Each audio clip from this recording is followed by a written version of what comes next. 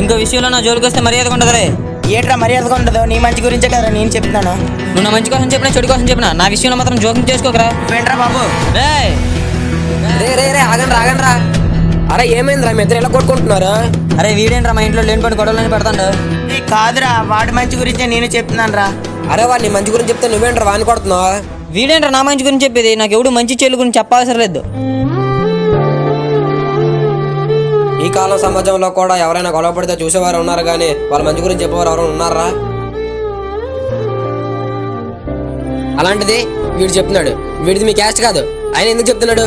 మీ ఇద్దరి మధ్య ఉన్న ఫ్రెండ్షిప్ గురించి. కానీ నువ్వు దాన్ని అర్థం చేసుకోకుండా ఇన్ని రోజులు నా మంచి గురించి చెప్పినా తప్పుగా అర్థం చేసుకున్నాను రా. సారీ రా.